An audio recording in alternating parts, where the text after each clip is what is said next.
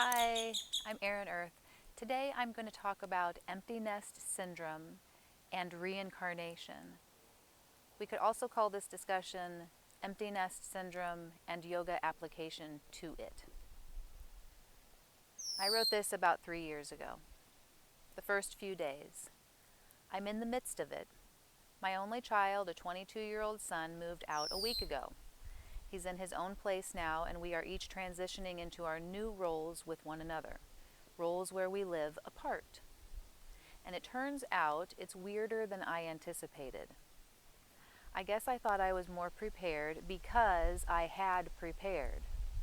I had prepared by never denying that the chapter of my life called the motherhood years would eventually turn its final page and a new chapter heading would begin. I accepted that never would my son nor I stay in any stage forever, and that by the natural order of things, our lives would eventually take different directions. My son prepared me in 2 ways. First, he wasn't always easy to live with. Other parents with young adults living at home may relate. Kids don't stay little and cute forever. They become big people with their own idea of how they want to live, regardless of what you think you've taught them. They have their own way, and this makes letting go a little easier because each of us has our own way, preferred way of living. Second, he prepared me in a positive way by getting the training that he needed to have a decent job and that he was physically and financially capable of being able to live on his own. As we all know, it's not an easy economy for kids to start out in. Sometimes it's almost impossible. Once he did finally do the move out, a strange kind of sadness hit me right in the heart and solar plexus. It was a strange, nostalgic, yet empty feeling kind of sadness. And it was a sadness which served to trigger memories of motherhood's past, lifetimes before this one, and other children I had experienced losing in varieties of ways. This caused me to feel something I've felt in regard to other developmental stages as well, and that is redundancy. In regard to development and reincarnation, I've done this before, so many times. I've been the mother and I've been the child. I've been the mother without a child and the child without a mother. I've gone on the roller coaster ride of Earth life time and time again through the natural process we all live inside of called reincarnation. So I wonder, why do I continue playing the game of inevitable loss and gain this world provides me over and over and over? Am I still getting something out of it? Can I get out of it? These are questions that yoga confronts us with and other religious and spiritual paths confront us with. If we are really practicing these spiritual paths, every step of the way we are confronted with these types of questions. When we are young, our developmental accomplishments feel really motivating, enlivening, and inspiring. Like when we start school and have our first sleepovers and starting our periods and having first dates and going to college and getting married and having a family. These stages bring us a zest for a future stretched out in front of us and produce an energy momentum toward destiny. Part of that destiny is the empty nest, and it is a pivotal stage of human development.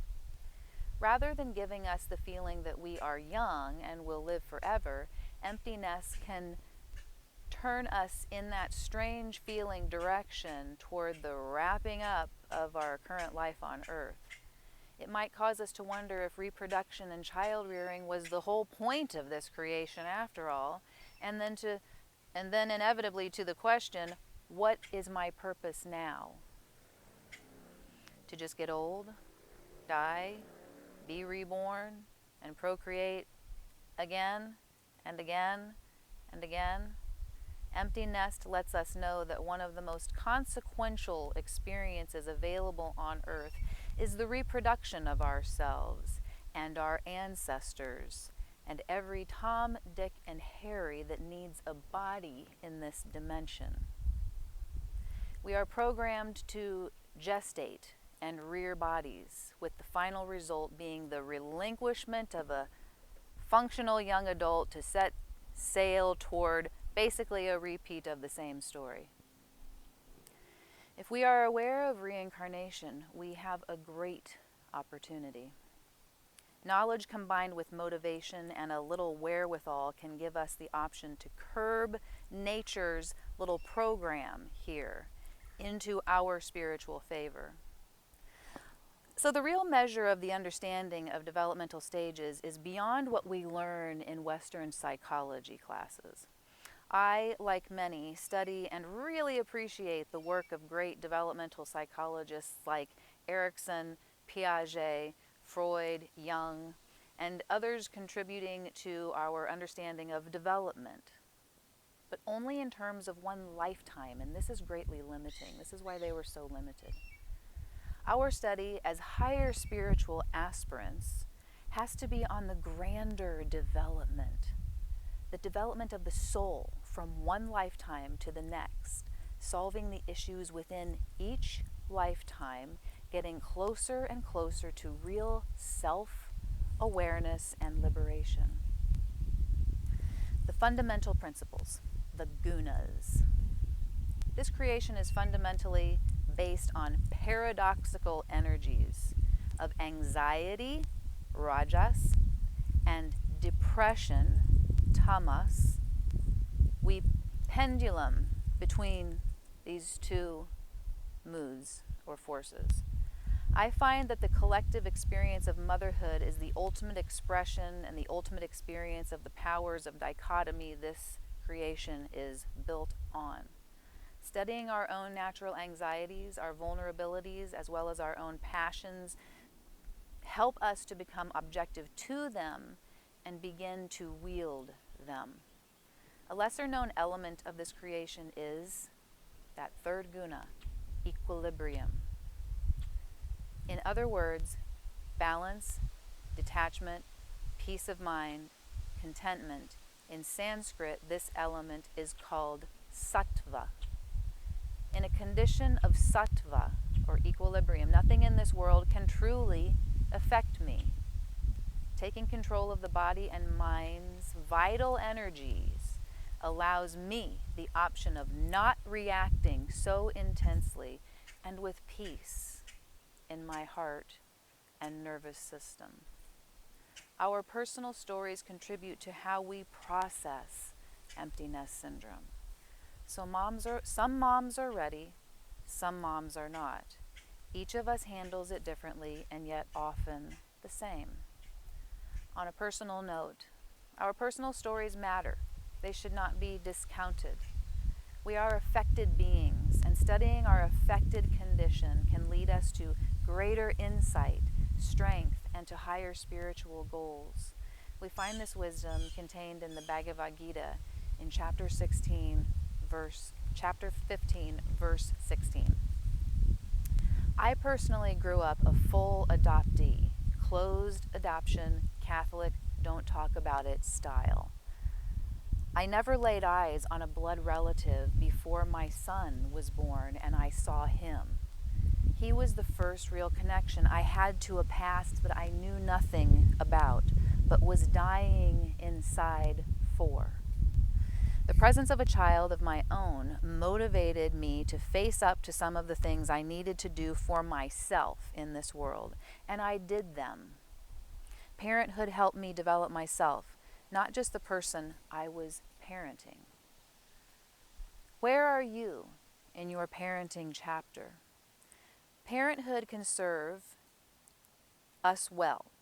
Parenthood can serve us well on our spiritual path as long as we understand that this whole thing is one big program, and the more we are consciously enveloped by the program, the less objectivity we have about ourselves spiritually within it. So consider where you are in your parenting chapter. Look closely at yourself and your past. Can you sense having been down this road before? Is there anything you can do to help yourself navigate through the developmental processes of life, of lifetimes? One thing I would suggest is to analyze your child's psyche. Try to pick up on cues that could lead you to knowledge about their past lives. Your child may not even be related to you in the way you think that they are. They may not be a direct member of your spiritual lineage or even of your family ancestral continuum. Through meditation, I was able to discover where my son had spent his recent past lifetime. I was also able to determine where in his father's family history of reincarnation, who he was related to, and where he fit in to the family he had come from his past life. This knowledge about how my son, and we providentially came together, my son and I providentially came together as mother and son, having not been related in any recent past lives, gave me invaluable insight into who he is and why he is the way he is. So let me state that again. This knowledge that I gained about my son and I, providentially coming together when we had not met each other before, gave me such insight that I find it invaluable in my progression through this transition of motherhood into this next part of my life and my development.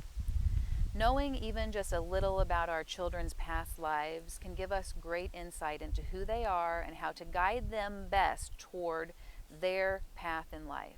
Same for ourselves. In closing, we really are spiritual beings having a human experience. These human experiences are not who I am as a soul or Atma, but are Earth's happenings and pastimes. But I wonder, with all the nonsense yoga happening in the world, all the misconceptions and mistranslations, how long will it take each entity to have had enough and to start taking the yoga liberation process seriously? Applying it the way a prisoner in a prison would apply a plan of escape that God Himself had handed him. Mothering and the experience of empty nest are, on one hand, sacred earthly experiences, but on the other hand, possibly not something that we want to continue relentlessly repeating throughout all time. I'll leave you with this. The poem by Khalil Gibran called Our Children, On Children. I especially love the part at the end where the parent is reminded of how much God loves them too. Here's the poem by Khalil Gibran. Your children are not your children. They are the sons and daughters of life's longing for itself. They come through you, but not from you. And though they are with you, yet they belong not to you. You may give them your love, but not your thoughts, for they have their own thoughts. You may house their bodies, but not their souls, for their souls dwell in the house of tomorrow, which you cannot visit, not even in your dreams. You may strive to be like them, but seek not to make them like you. For life goes not backward, nor tarries with yesterday. You are the bows from which your children, as living arrows, are sent forth. The archer sees the mark upon the path of the infinite, and he bends you with his might, that his arrows may go swift and far. Let your bending in the archer's hand be for gladness. For even as he loves the arrow that flies, so he loves also the bow that is stable. If you have any thoughts to share with me, please do so in the comments section. I appreciate hearing from you. Have a good day.